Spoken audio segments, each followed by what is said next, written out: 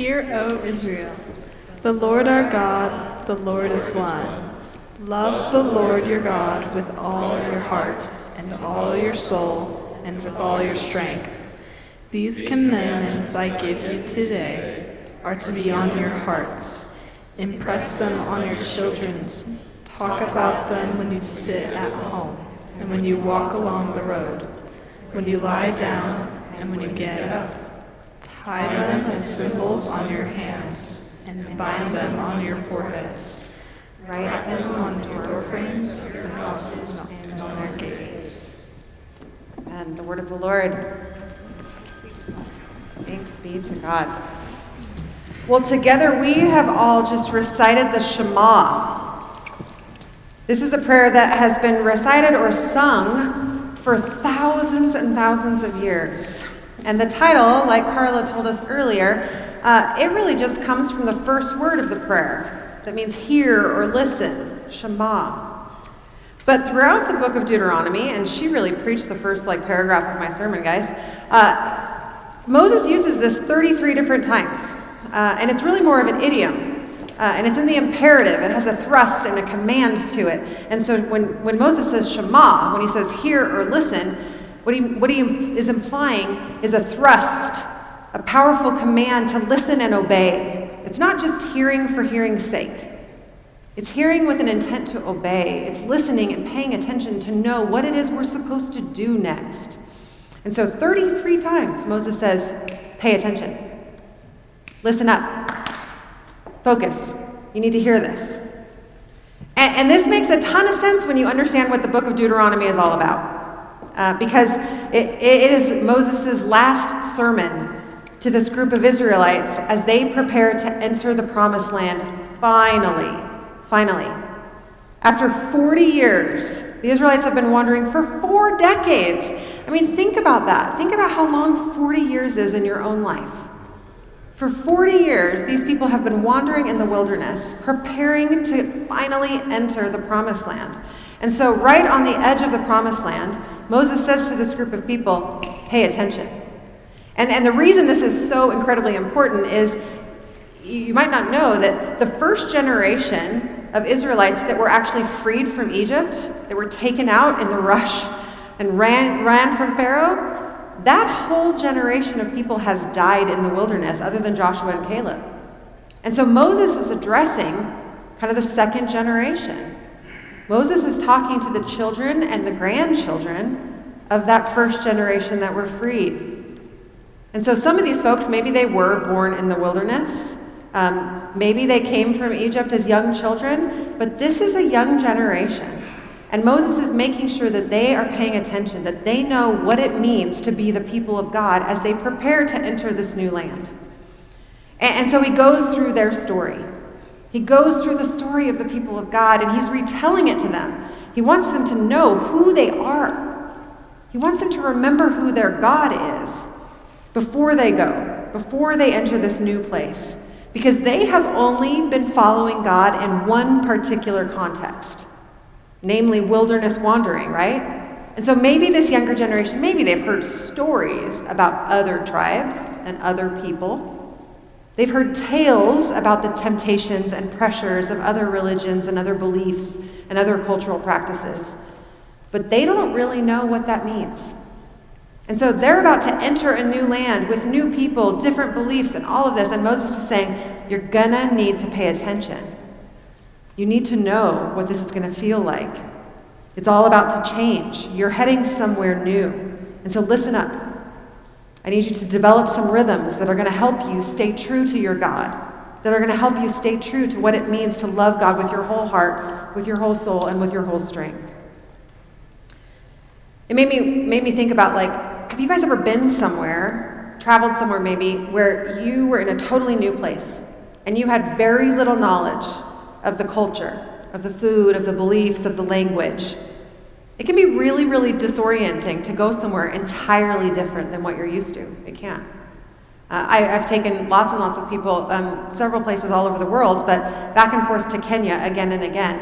And when I've brought teams of doctors or nurses or educators to do work there, I spend about 1.5 years training people. 1.5 years to make sure that they know the culture, they know some of the language, they understand the foods, they know what it is that they're entering. One, so they can be culturally appropriate and sensitive, guests in another country, but also because if people go somewhere brand new and they don't know what to expect, it is very, very common for people to experience culture shock. Culture shock, it can actually shut your body down. It can make you unable to function in a new setting when you don't know what to expect. And so you'd think that Moses would be pulling the Israelites together to give them like a 101 lesson on like what the land of Canaan is going to be like. But he doesn't do that, does he? That's not what he does at all. No, in fact, he retells their history. He tells them about who their God is. He reminds them of who they are as they enter this new land, because he knows they're going to need to be able to hold on to who they are amidst a wildly different way of living. They're going to need to remember their God. They're going to have to learn rhythms and habits that help them love God with everything they've got. Otherwise, they might just lose themselves. And so he gives them in chapter 5 the 10 Commandments. And then when we turn to chapter 6, Moses gives them this prayer, the Shema. He gives them this short prayer. Hear, O Israel, the Lord our God, the Lord is one. Love the Lord your God with your heart, with your soul, with your strength. Give it everything you've got. When I was a hospital chaplain in New Jersey, I had the great privilege of being assigned to the NICU floor and to the labor and delivery floor. I worked in lots of different floors of the hospital, but that one was my favorite for sure. And on one of my shifts, I was offering pastoral care to a young mother who had been having a very difficult, a very long labor.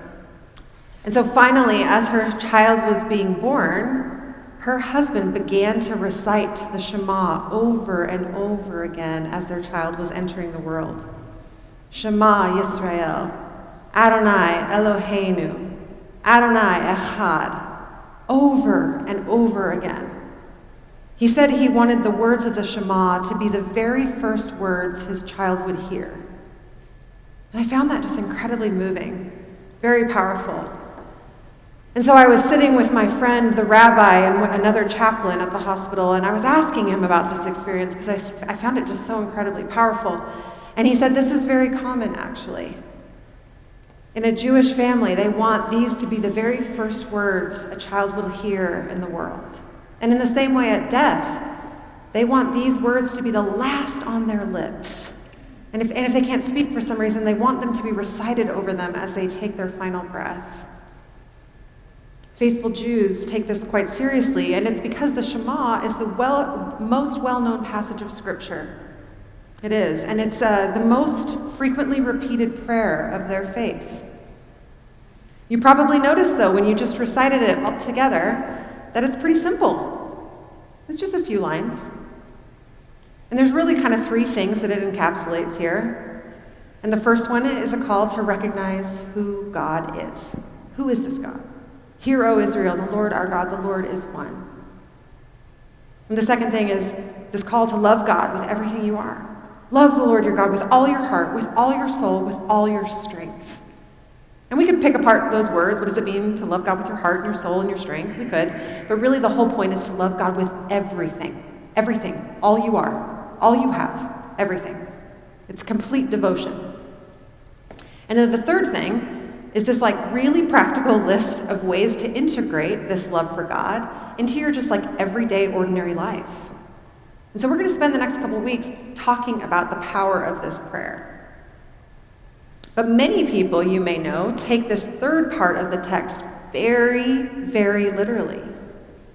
The one that says, these commands that I give you today, they're to be on your hearts.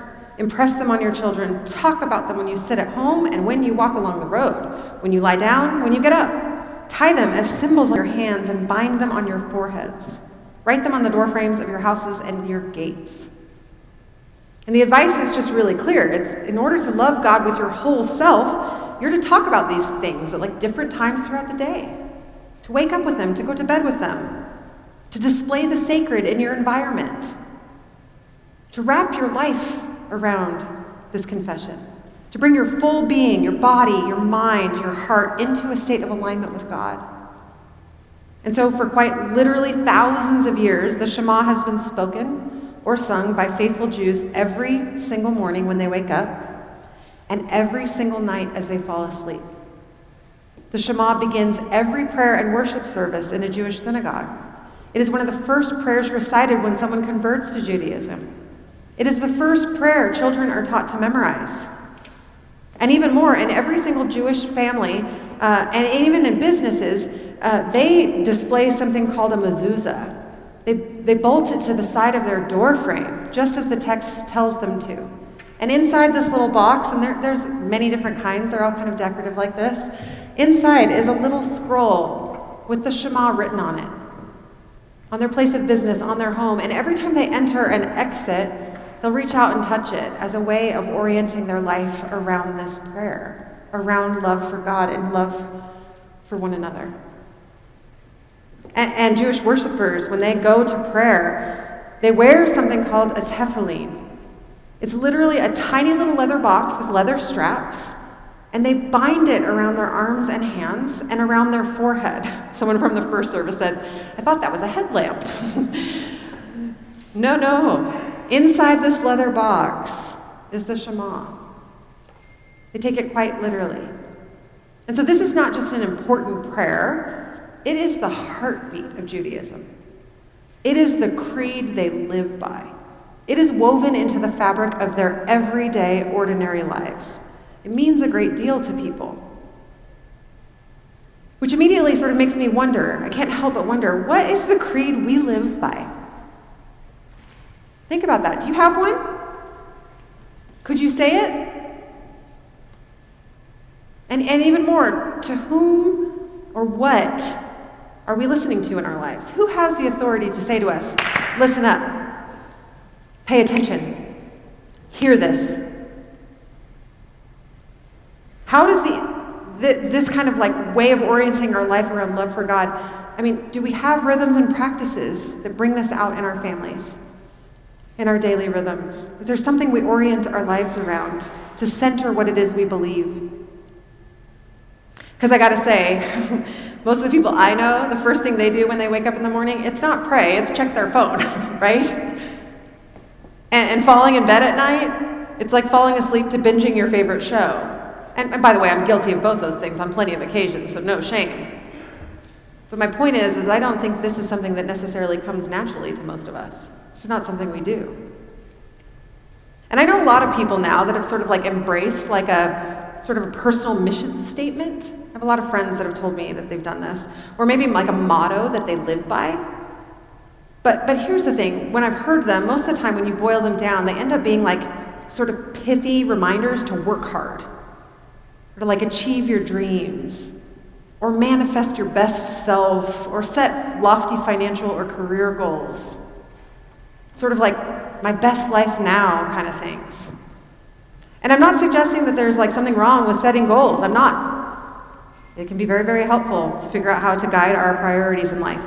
But I would argue that any creed that begins and ends with me and not with love for God, it's just only going to get me so far.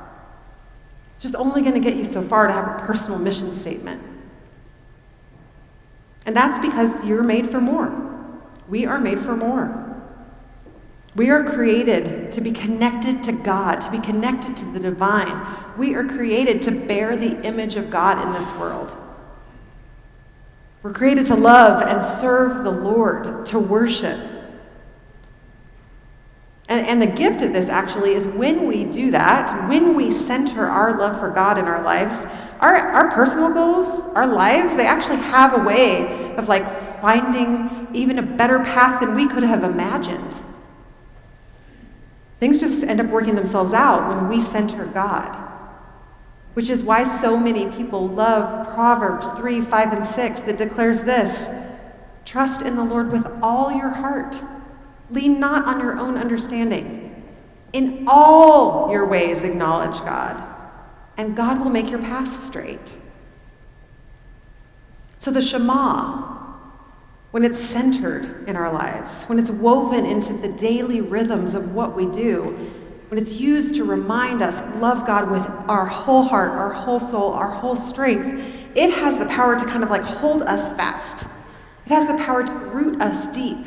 It lays a foundation for us that keeps us grounded in who we really are. It tells us who we really are and what really matters. It gives us something to build a life around. And the way it does this, the reason this works, is because it ties love for God to our everyday, just like practical life. It takes like our theological beliefs and our worship and our love for God, and it ties them to what we do. And so I really love Eugene Peterson's translation of this part of the message. He says this, he says, write these commandments I've given you today on your hearts. Get them inside of you, and then get them inside of your children. Talk about them wherever you are, sitting at home, walking in the street. Talk about them from the time you get up in the morning to when you fall into bed at night.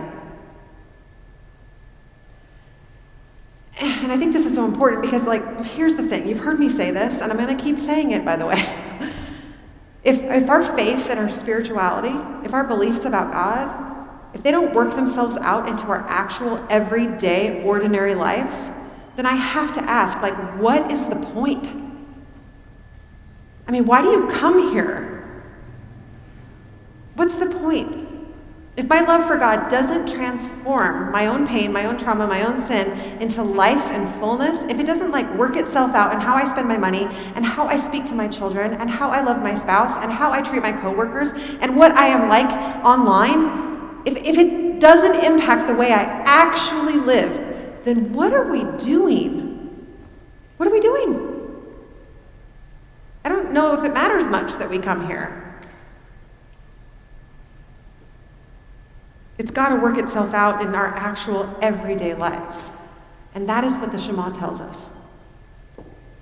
And so I just want to encourage us this month. I want us to try some things. I'm a very practical person, and I want us to get practical with this over the next few weeks. I would like you to read the Shema and memorize it.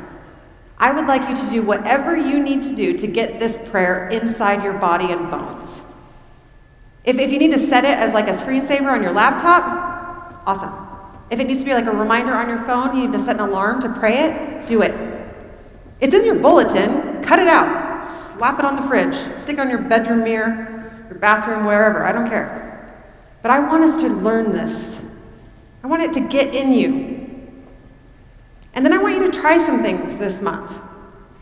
I want you to do something different in your home, in your daily rhythms, that will center God's love. That's not about you necessarily. That's about honoring and worshiping and loving God with everything you've got. And so maybe that means like taking a walk and praying for your neighborhood a couple times a week. Maybe that means slapping some scripture on your front door and not leaving or coming in until you read it aloud. Maybe it's like getting back into a devotional practice that has been meaningful to you. Maybe it's praying and singing the doxology with your kids each night before they go to bed, instead of whatever nursery rhyme you sing. Sing the doxology. Maybe it's praying before meals. Maybe you've kind of got out of the habit of that. It's intentionally slowing down before you put something in your mouth to remember that God has provided for you. Maybe it's turning off the TV or turning off the radio, whatever. Like something, I want you to do something that is tangible and that messes with your schedule, that centers love for God. I told the first service this, and I mean it. Have any of you guys seen the Chosen series? Oh my gosh. Okay, so I would encourage you to actually binge one thing in the next month. There is a new series called The Chosen, and you guys, I really, really hate Christian media, popular Christian media. Most of the time it makes my stomach turn, because I think it's kind of so poorly done most of the time. But this new series that's out is actually fantastic. It's theologically rich, it's good, it actually has brown bodies representing brown people, it's beautiful. And so it's on Amazon Prime, it's on Angel Studios, just Google it, The Chosen. But it's just the life of Jesus and his disciples. I have laughed through it, I have wept through it. Watch that this week, and just see if you don't see God's love being centered in your life. But mess with your schedule. Do something different. Work your love for God into your everyday, ordinary life. Because just like Moses told those Israelites so long ago, this is the only way you're going to make it in the world as the people of God.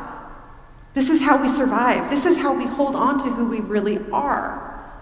This is how we stay rooted in the reality that the most true thing about us is we're beloved children of God. It's just too easy to get swallowed up by the pressures of this world and all the temptations that swirl all around us. And guys, it's election week. There's going to be a lot of noise. Center yourself, root yourself in the love of God this week. Find some way to do that at home. That's what we want to do.